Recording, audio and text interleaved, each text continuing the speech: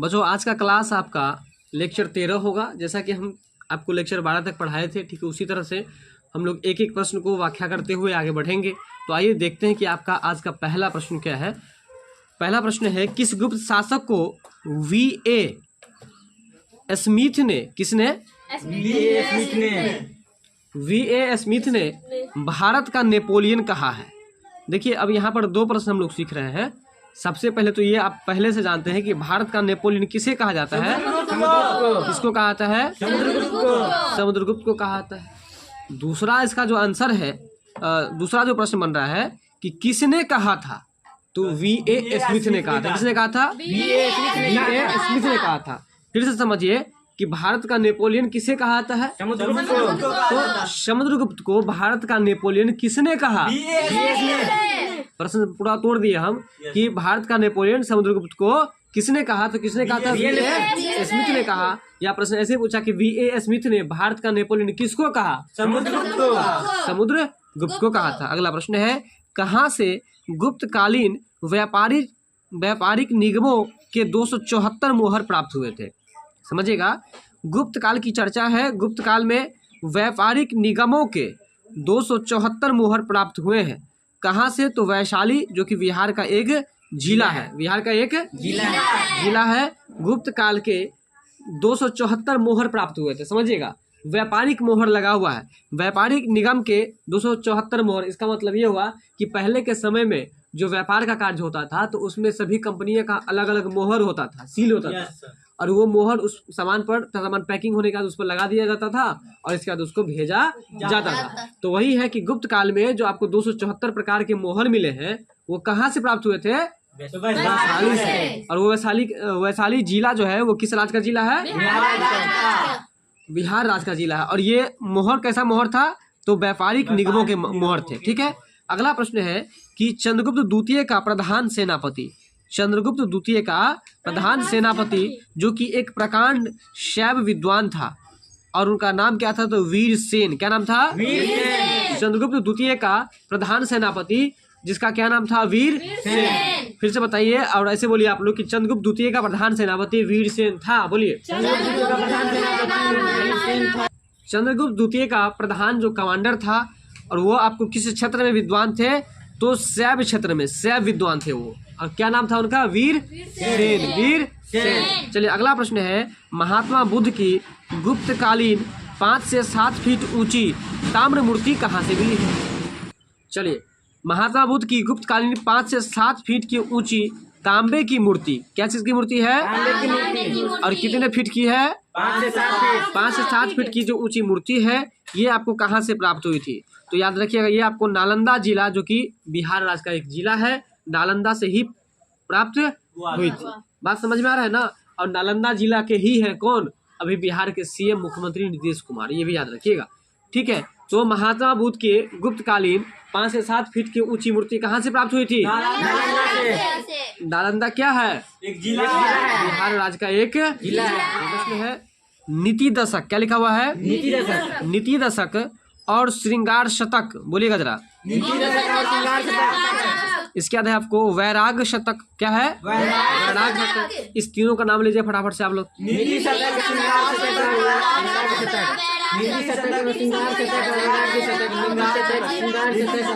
बिल्कुल समझिए। तो ये जो है आपको नीति शतक, श्रृंगार शतक और वैराग्य शतक किस गुप्तकालीन कवि की रचनाएं हैं? सबसे पहले तो ये समझिए कि ये शतक, नीति शतक क्या है, श्रृंगार शतक क्या है और वैराग्य शतक क्या है। तो याद रखिएगा कि नीति शतक, श्रृंगार शतक और वैराग शतक ये तीनों जो है एक रचना है। बात समझ में आ रहा है? रचना का मतलब जैसे कोई कविता कहानी होता है ना, तो वो एक रचना ही हुआ ना। उसी तरह से नीति शतक, श्रृंगार शतक और वैराग शतक भी एक रचना है जो कि गुप्तकालीन गुप्तों के समय में आपको जो है कवि इसकी रचना किए थे। और उस कवि का नाम जो है ना आपको बताना है, कवि का नाम है भर्तृहरि। क्या नाम है? क्या नाम है? भर्तृहरि बोलेगा, भर्तृ नहीं बोल करके भर्तृहरि। क्या बोलेगा? भर्तृहरि बोलिए, भर्तृहरि। तो बताइए कि भर्तृहरि के द्वारा क्या क्या लिखा गया है? नीति शतक, श्रृंगार शतक और वैराग शतक। क्या सब लिखा गया है? नीति शतक, तो बोलिए नीति शतक है ना, श्रृंगार शतक और वैराग शतक। ये क्या है? तो ये तीन रचना है। यह जो है सो आपको भर्तृहरि के द्वारा लिखा गया। अगला प्रश्न है आपका कि गुप्त वंश का अंतिम प्रतापी शासक कौन था? देखिए गुप्त वंश का, किस वंश का? गुप्त वंश का अंतिम प्रतापी शासक कौन था? तो गुप्त वंश का अंतिम प्रतापी शासक जो थे वो आपको स्कंदगुप्त थे। कौन थे? पूरा क्वेश्चन बोली तो गुप्त वंश का अंतिम शासक। इसके बाद जो आपका अगला प्रश्न है, क्या प्रश्न है? किस गुप्त शासक का शासनकाल स्वर्ण युग के नाम से जाना जाता है? बताइए प्रश्न कैसा है? आप तो ये पहले से पढ़े हुए हैं कि गुप्त काल को हम लोग स्वर्ण काल कहते हैं, लेकिन यहाँ पर अब एक और चीज अंदर से ये प्रश्न आ रहा है कि गुप्त काल के जितने भी शासक रहे उसमें ऐसे कौन से शासक थे, ऐसे कौन से राजा थे जिसके शासनकाल को स्वर्ण युग के नाम से जाना जाता है? तो इसका राइट आंसर हो जाएगा आपको चंद्रगुप्त द्वितीय। क्या हो जाएगा? चंद्रगुप्त द्वितीय।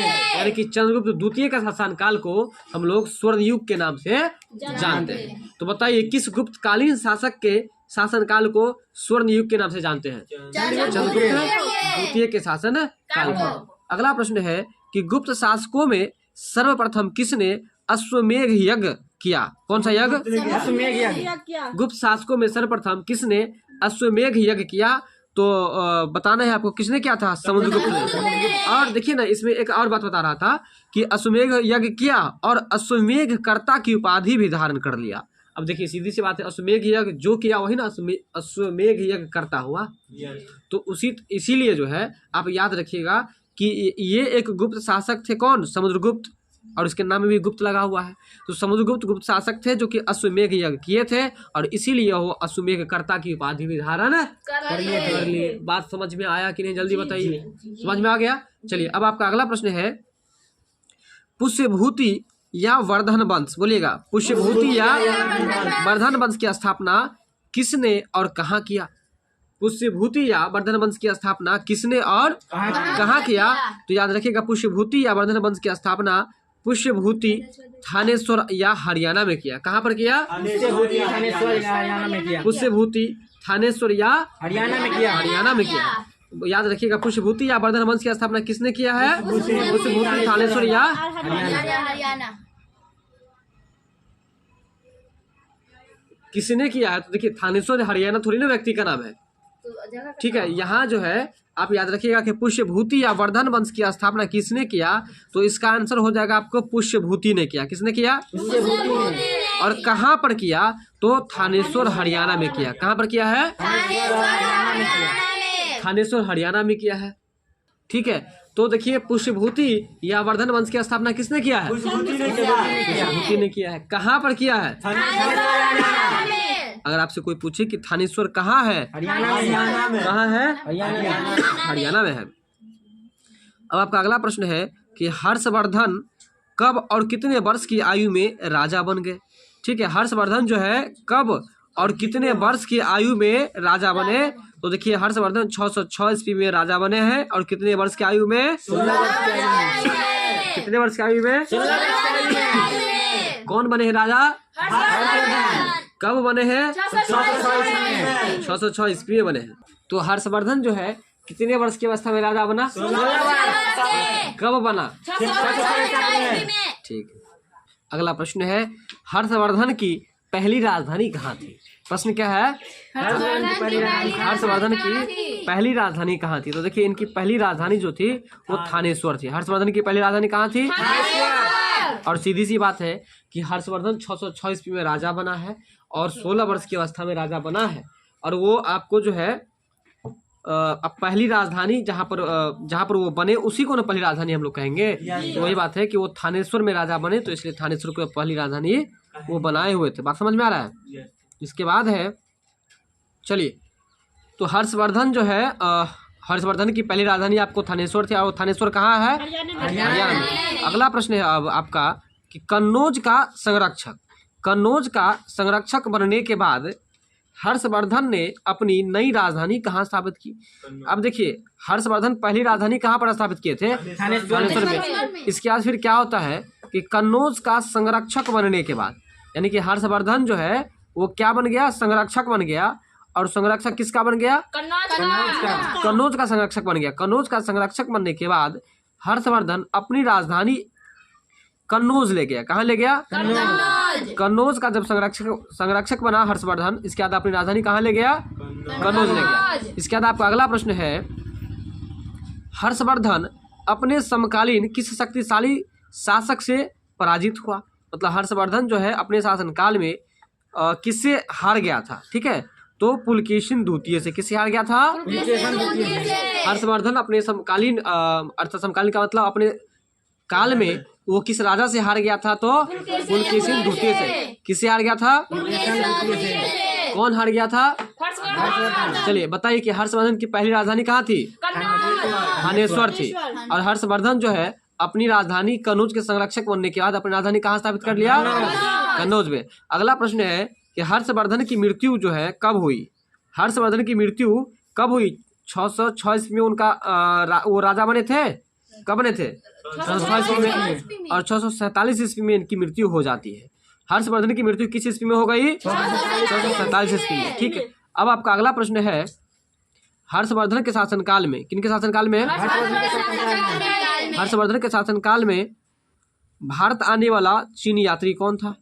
हर्षवर्धन के शासनकाल में भारत आने वाला चीनी यात्री जो था उनका नाम था आपको हुएनसांग। क्या नाम था, हर्षवर्धन के शासनकाल में भारत आने वाला चीनी यात्री कौन था, हुएनसांग था। अगला प्रश्न है कि हर्ष संवत कौन सा संवत है, जी बिल्कुल।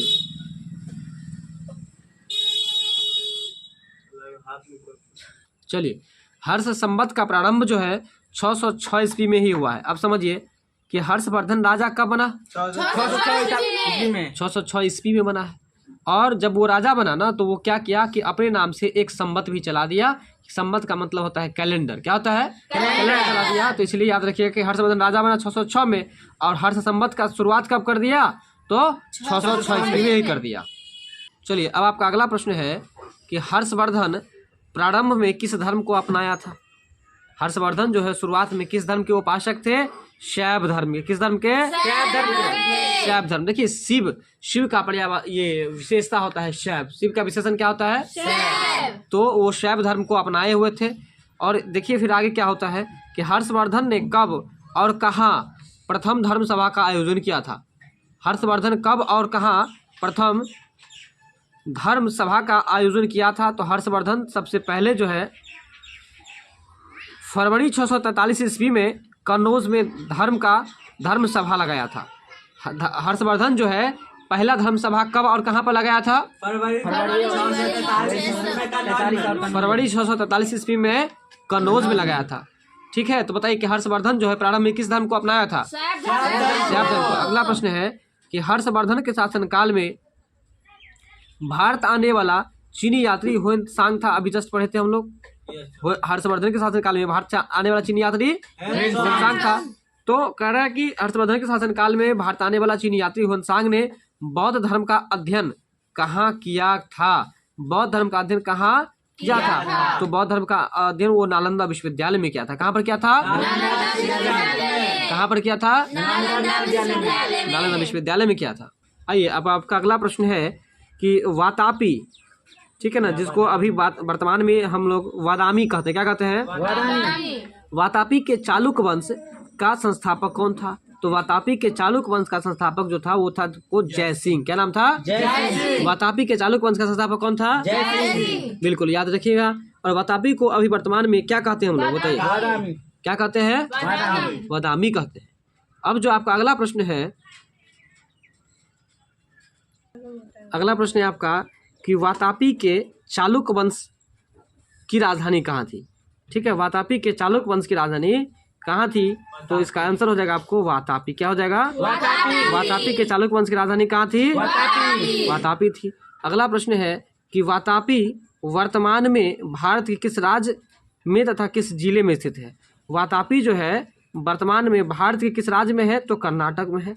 वातापी किस राज्य में है, और कर्नाटक के किस जिले में है, तो इसका आंसर हो जाएगा आपको बीजापुर में। कहाँ पर, कर्नाटक के किस जिले में है, बीजापुर में है। अगला प्रश्न है कि वातापी के चालुक्य वंश का सबसे महत्वपूर्ण राजा कौन हुआ।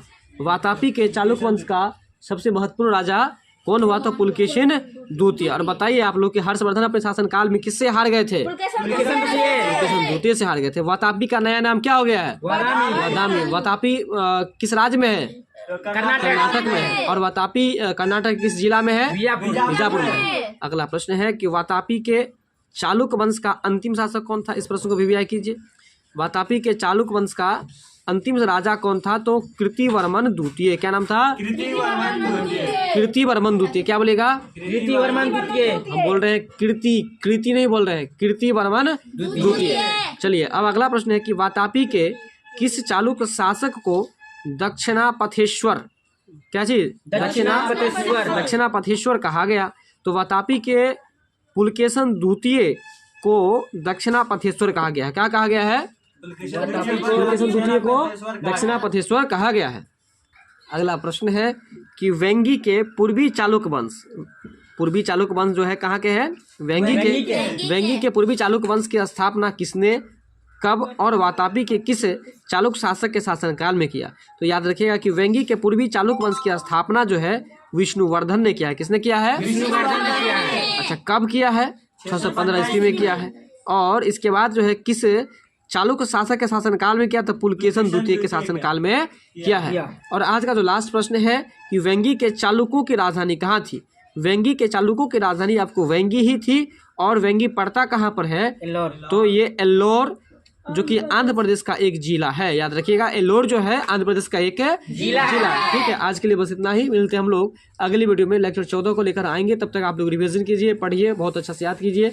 सब स्टैटिक जीके परीक्षा के लिए अति महत्वपूर्ण है। मिलते हैं हम लोग अगली वीडियो में। वीडियो पसंद आए तो लाइक शेयर सब्सक्राइब जरूर कीजिएगा।